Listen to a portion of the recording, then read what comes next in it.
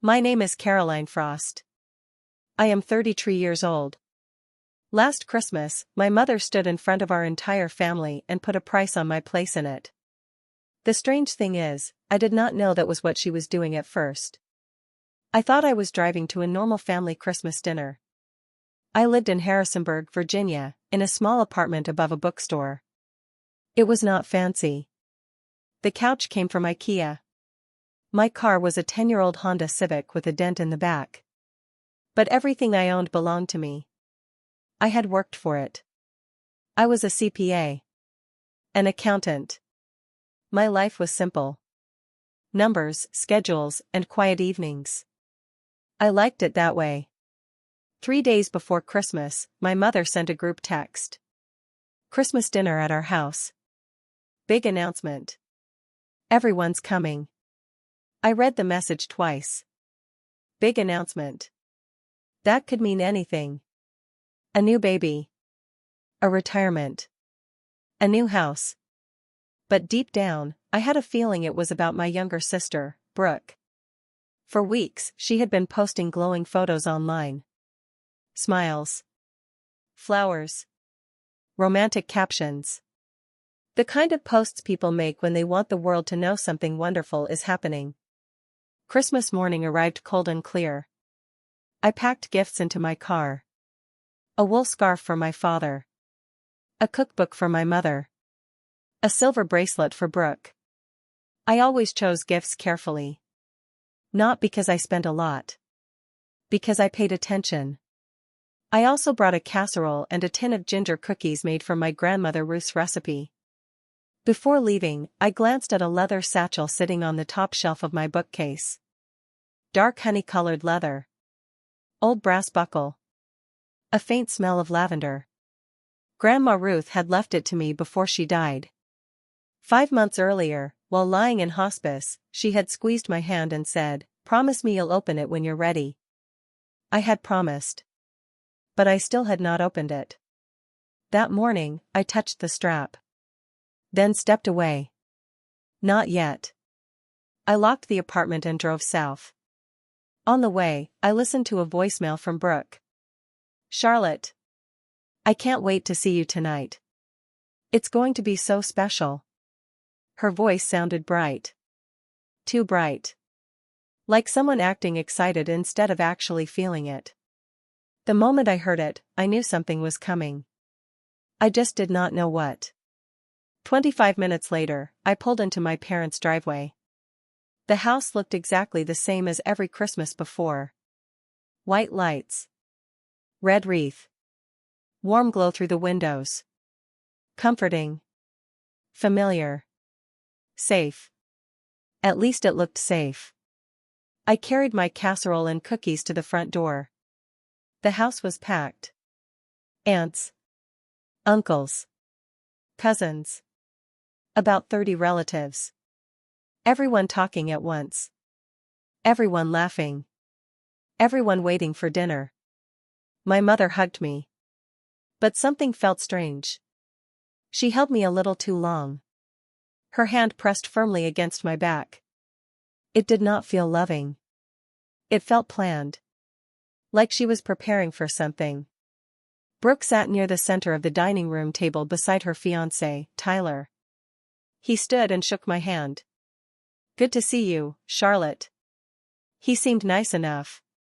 Polite. Calm. Normal. The kind of man who looked uncomfortable whenever family drama appeared. Dinner began. The room slowly settled. My father's folding tables were pushed together and covered with white cloth. The red Christmas candle stood in the center. Grandma Ruth used to say that candle lasted longer than any argument. I wished she were there.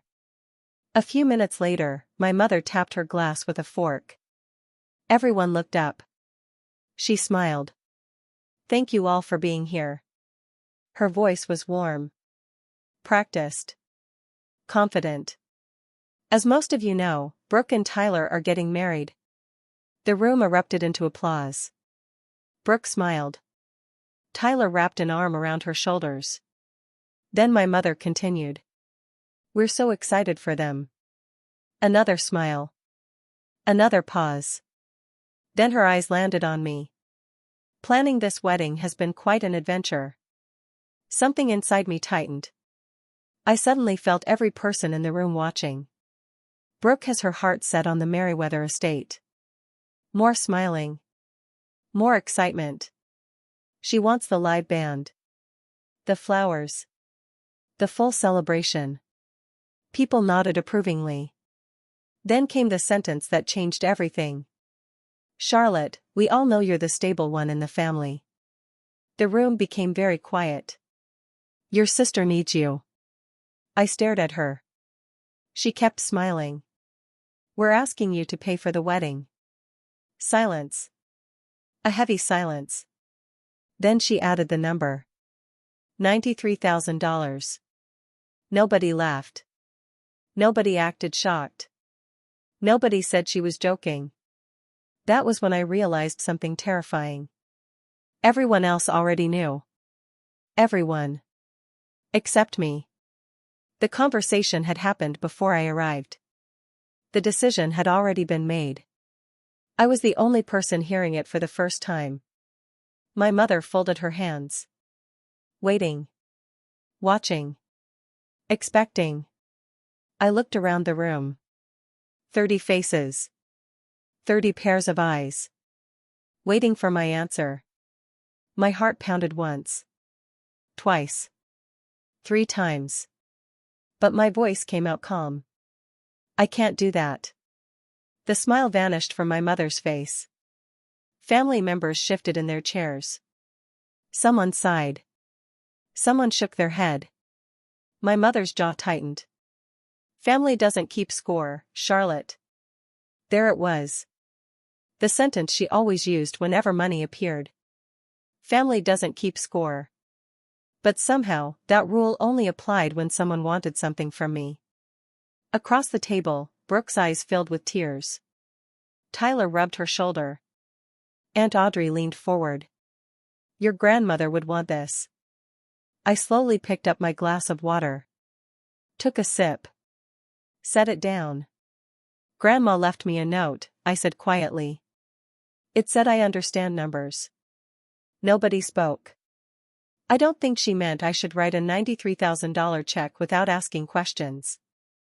My mother's face hardened. Then my father stood. That worried me more than yelling would have. My father never yelled. Instead, he used disappointment like a weapon. Slow. Precise. Painful. Charlotte. His voice was calm. Everyone here agrees. He looked around the room. No one objected. No one spoke up. No one defended me. Then he delivered the sentence that would echo through my head for weeks. You owe her this. The words hit harder than I expected. Because they were not asking. They were demanding. Not a gift.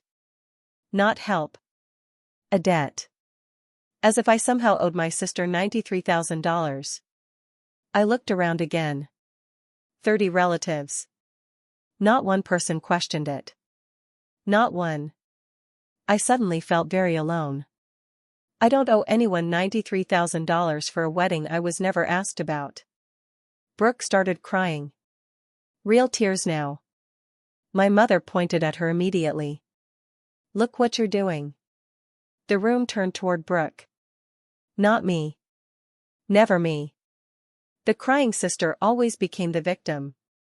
The responsible sister always became the villain. I carefully placed my napkin on the table. I love all of you, I said. The words were true. That was the worst part. I really do. Nobody moved. But I'm not agreeing to something this big in front of an audience. I pushed back my chair. If anyone wants to talk about this privately, we can. Then I stood. My mother looked stunned. My father looked angry.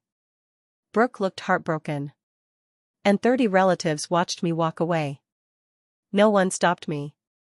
No one followed me. The cold air hit my face the second I stepped outside. I climbed into my car. Started the engine. and drove away. Halfway home, my phone rang. Mom. I ignored it. A minute later. Dad. Ignored. Then Aunt Audrey. Then Uncle Frank. Then cousins. Then people I barely knew. The calls kept coming. One after another. Like a storm. By the time I reached my apartment, 15 calls had appeared. I set my phone on the kitchen counter. The screen kept lighting up. Over and over.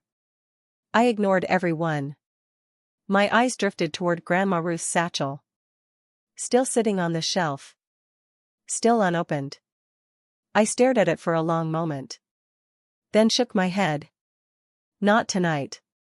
That night, I lay in bed staring at the ceiling. I did not cry. I was too busy thinking. Too busy calculating. $93,000. The number kept repeating in my mind. Then another number appeared. One I had never fully added together before. Over the years, my parents had paid Brooke's rent. Her car payments. Her credit card debt. Again. And again. And again. I started doing the math in my head. Thousands. Tens of thousands. More than $100,000. Money they had given her.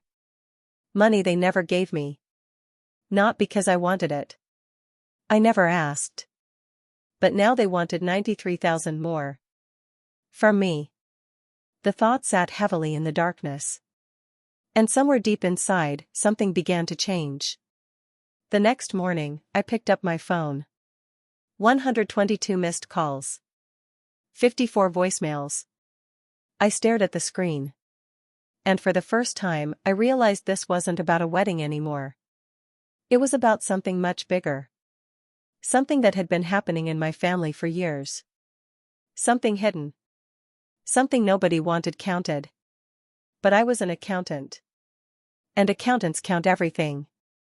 I just didn't know yet that the numbers were about to uncover a secret my grandmother had buried inside a leather satchel. Charlotte stared at the screen of her phone. 122 missed calls. 54 voicemails. It looked less like concern and more like a campaign. She spent the next hour listening to messages. Her mother cried. Her aunt lectured. Her father repeated the same sentence again and again. You owe her this. Every message carried the same idea. Pay for the wedding. Fix Brooke's problem. Be the responsible daughter one more time. By lunchtime, Charlotte realized something important. Nobody had asked whether she could afford $93,000. Nobody had asked what she wanted. Nobody had even asked if the demand was fair.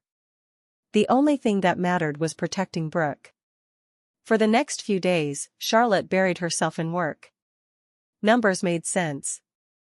Numbers did not manipulate. Numbers did not cry to get their way. Numbers simply told the truth. But even while working, she kept thinking about Christmas dinner. About 30 relatives sitting silently while her parents tried to pressure her into paying. About her father saying she owed her sister. About her grandmother's satchel waiting quietly on the shelf. 3 nights later, she finally brought it down. The leather felt soft beneath her fingers. The brass buckle clicked open. For a moment she simply stared inside. Then she began pulling things out. Old photographs. Church papers. Notes. Memories. Then she found an envelope with her name on it. For Charlotte. Her heartbeat quickened. Inside were several bank statements. She spread them across the kitchen table. The first statement showed a trust created by her grandmother years earlier. 2 beneficiaries. Caroline Frost. Brooke Frost. $47,000 each. Equal. Charlotte smiled faintly. That sounded exactly like Grandma Ruth. Fair. Careful. Balanced. Then she picked up the next statement.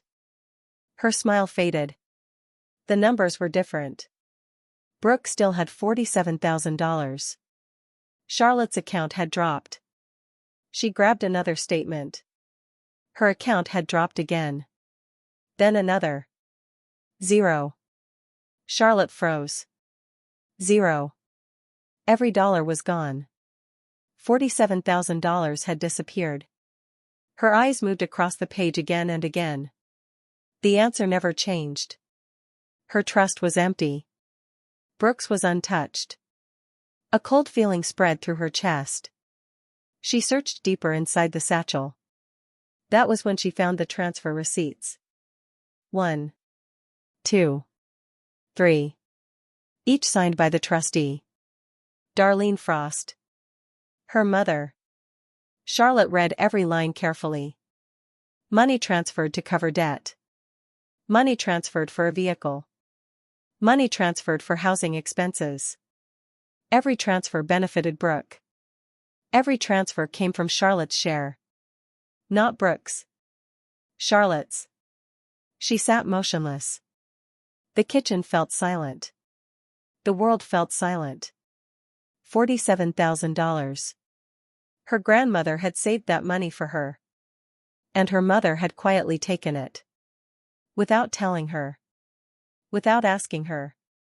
Without ever mentioning it. Suddenly, years of family history looked different. Every time Brooke got into trouble. Every time her parents rushed to rescue her. Every time Charlotte was told to be understanding. To be patient. To be generous. The pattern became impossible to ignore. Brooke was protected. Charlotte was expected to absorb the cost. Charlotte opened her laptop. A spreadsheet appeared. Row after row. Column after column. She began entering numbers. Trust transfers. Rent payments.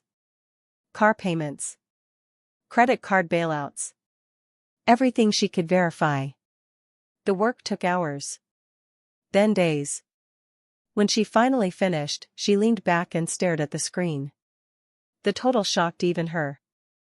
Over 10 years, approximately $175,000 had been directed toward Brooke. Charlotte received nothing. Not because she asked for nothing. Because nobody offered. Then came the wedding demand. $93,000 more. The total imbalance would become enormous. Charlotte printed the spreadsheet. Then printed copies of the transfer receipts. Then organized everything inside the satchel. For the first time in her life, she was preparing to confront her family with facts. Not emotions. Facts. A few days later she visited Uncle Ray. He listened quietly while she explained everything. Then she handed him the receipts. His eyes filled with sadness. Ruth suspected this, he said softly. Charlotte looked up. What? Before she died, she told me she thought the money had been moved. Charlotte felt a lump in her throat. She knew? I think she did. Why didn't she stop it? Ray sighed. Because she was dying. And because fighting your own child is harder than fighting a stranger. Neither spoke for a while. Finally Ray looked directly at her. If you decide to tell the family, I'll stand beside you. Charlotte nodded. Thank you. A week later another piece of the puzzle appeared. A coworker recognized Tyler's family name. The Whitfields are wealthy, she said. Very wealthy. Charlotte blinked. What? They own commercial property all over the county. That night Charlotte called Tyler. The conversation changed everything.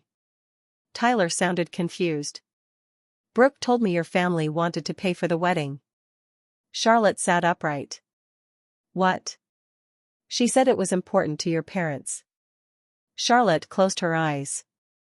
Tyler, your parents offered help, didn't they? A long pause. Yes. How much? Half. Charlotte nearly laughed. Not because it was funny. Because it was unbelievable. $46,500.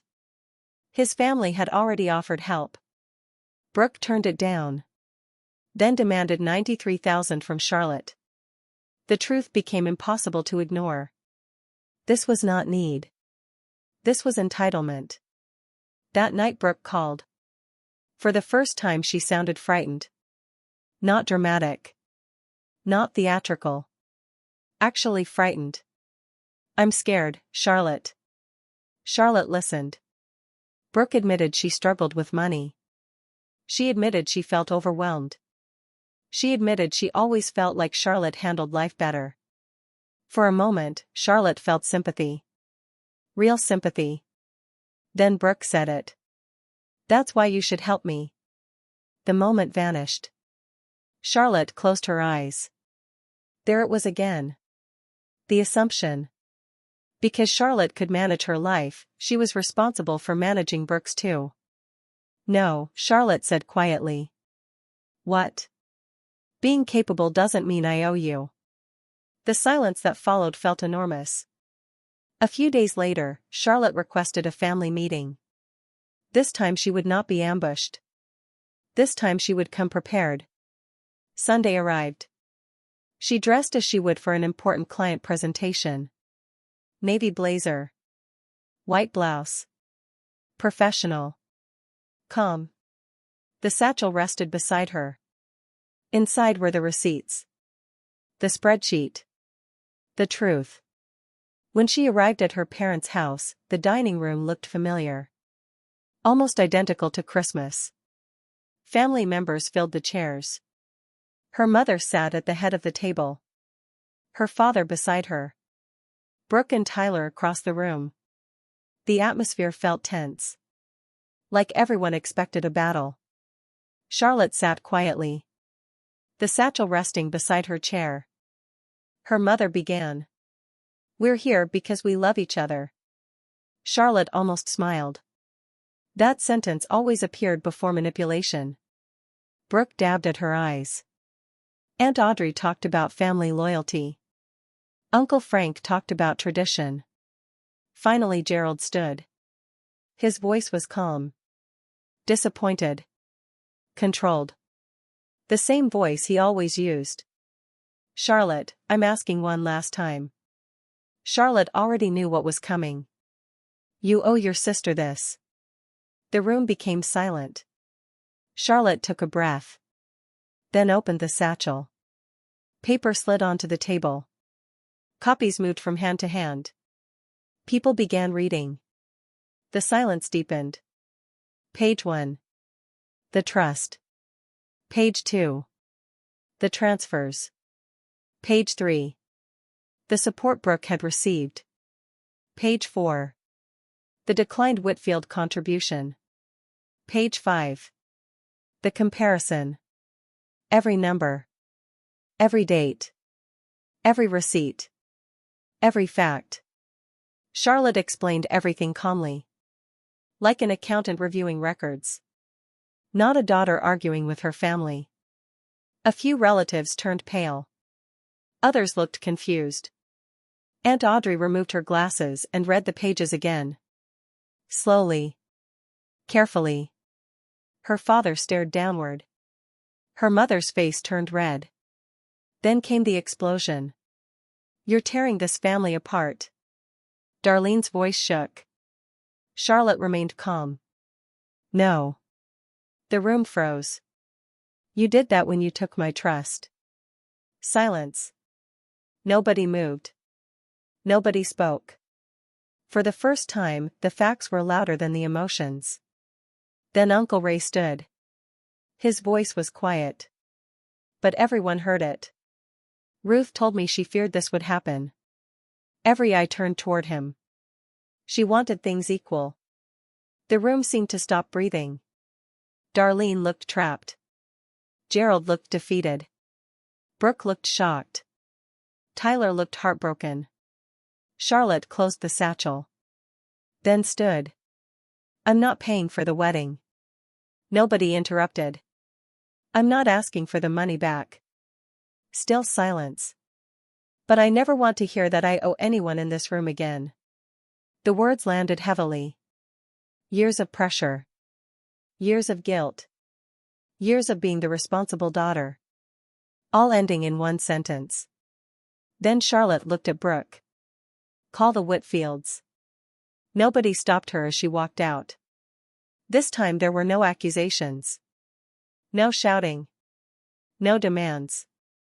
Only silence. 2 weeks later things began changing. Tyler's family stepped in. The wedding budget shrank. The expensive estate disappeared. The giant production became a normal wedding. Still beautiful. Still meaningful. Just honest. Then one morning an email arrived. From her father. Only 2 words. I'm sorry. Charlotte stared at the screen. Her father never apologized. Not truly. Yet there it was. Simple. Direct. No excuses. No conditions. She replied with 2 words of her own. Thank you. Her mother stayed silent. For the first time in years, she had no way to control the story. No phone campaign. No guilt. No audience. Just facts. Weeks later Brooke finally texted. I owe you an apology. Charlotte read the message carefully. Then smiled sadly. It was not forgiveness. Not yet. But it was a beginning. Months later a wedding invitation arrived. Smaller venue. Smaller guest list. Charlotte opened the envelope. Her name appeared inside. Not sponsor. Not payer. Not problem solver. Just guest. For the first time in a very long time, that felt right. That evening she sat at her kitchen table. The same table where she had opened the satchel. The same table where she had uncovered the truth. The same table where she had built the spreadsheet that changed everything. The satchel rested on the shelf once more. Closed. Peaceful. Its job was finished. Grandma Ruth had known the truth would matter someday. She had protected it. Preserved it. Saved it for the granddaughter who understood numbers. And in the end, the numbers did what nobody else could. They told the truth. Because family is not supposed to be a balance sheet. But when one person keeps taking and another keeps giving, eventually the account runs empty. And when that happens, closing the account is not revenge. It is simply arithmetic. And for the first time in her life, Caroline Frost finally stopped paying for a debt that was never hers. That night, Caroline barely slept. The transfer receipts sat on the kitchen table. Every time she closed her eyes, she saw her mother's signature. Darlene Frost. Again. And again. And again. The handwriting looked so familiar. The same handwriting that signed birthday cards. The same handwriting that wrote little notes inside Christmas presents. The same handwriting that ended every message with, "Love, Mom." Caroline kept staring at those words in her mind. Love, Mom. Love, Mom. Love, Mom. Then she looked at the receipts. $47,000 gone. The contrast made her stomach hurt. Around midnight, she got up and made tea. The apartment was quiet. Outside, snow drifted past the window. She sat at the table and picked up one of the photographs from the satchel. She was 6 years old. Grandma Ruth sat beside her. Both of them smiling. Both counting church envelopes. Caroline remembered that day clearly. Always check the numbers twice, Ruth had said. Why twice, young Caroline had asked. Because people make mistakes. Caroline smiled sadly. Grandma had been wrong about one thing. Sometimes people did not make mistakes. Sometimes they made choices. The next morning, Caroline called in sick. Not because she was ill. Because she needed time to think. For years she had convinced herself that the difference between her and Brooke was accidental. Different personalities. Different paths. Different needs. But the receipts proved something else. The pattern was intentional. Whenever Brooke struggled, everyone rushed to help. Whenever Caroline succeeded, everyone simply expected more. That realization hurt more than the missing money. The money could be counted. The favoritism could not. Caroline spent hours reviewing old memories. Birthdays. Graduations. Family vacations. Little moments she had ignored for years. Suddenly they looked different. When Brooke failed a class in college, her parents paid for tutoring. When Charlotte graduated with honors, everyone simply said, "That's what we expected." When Brooke lost an apartment, her parents covered rent. When Charlotte worked 2 jobs during school, nobody offered help. At the time, she had never complained. She believed responsibility was normal. Now she wondered whether she had been carrying expectations that were never placed on her sister. That afternoon her mother called again. Charlotte let it ring. Then again. And again. Finally she answered. "Hello?" Darlene sounded exhausted. "Charlotte, we need to move forward." Not an apology. Not a question. Not concern. Move forward. Charlotte almost laughed. Forward from what? From this fight. This fight started when you demanded $93,000. Her mother sighed heavily. "Why do you always focus on money?" Charlotte stared at the receipts spread across the table. "Because you keep taking it." Silence. A long silence. Then Darlene changed the subject. Exactly as Charlotte expected. "Your sister is under a lot of stress." There it was. Always back to Brooke. Always. Charlotte ended the call 5 minutes later. Nothing had changed. Nothing had been resolved. But something inside Charlotte felt stronger. For the first time, she stopped trying to convince her mother. Facts did not need permission. Facts existed whether people liked them or not. A few days later, Brooke called. The conversation began with tears. It always began with tears. "I don't know why you're doing this." Charlotte looked out her apartment window. Doing what? Making everything harder. Charlotte almost asked a question. Then stopped. Because she suddenly realized something. Brooke genuinely believed she was the victim. Not pretending. Not acting. Actually believing it.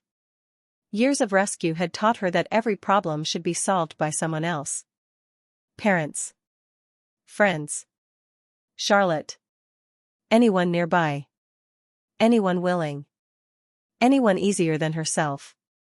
The realization made Charlotte sad. Not angry. Sad. Because Brooke had never learned how strong she could be. Nobody had required it. Nobody had allowed it. Every crisis ended before the lesson began. "Brooke," Charlotte said quietly. "What?" "You need to start fixing your own problems." The silence lasted several seconds. Then came the answer. "I thought that's what family was for." Charlotte closed her eyes. "No. Family helps when someone falls." She paused. Family doesn't carry someone forever. The conversation ended shortly afterward. Neither sister felt better. But for the first time, Charlotte felt honest. The days before the family meeting passed slowly. Every evening she reviewed the spreadsheet. Every evening she checked the receipts. Not because she doubted the numbers. Because she doubted herself. Standing up to strangers was easy. Standing up to family was terrifying. Family knew your weaknesses. Family knew your guilt. Family knew exactly where to press. The night before the meeting, Charlotte sat alone with Grandma Ruth's satchel beside her. She placed one hand on the leather. "I wish you were here." The apartment remained silent. But somehow she felt calmer. Because Ruth had prepared for this. Not just with documents. With trust. Ruth believed Charlotte would do the right thing. That mattered. More than money. More than spreadsheets. More than winning. For the first time since Christmas, Charlotte slept peacefully. The next morning she woke before sunrise. Made coffee. Got dressed. Picked up the satchel. And headed toward the family meeting that would change everything.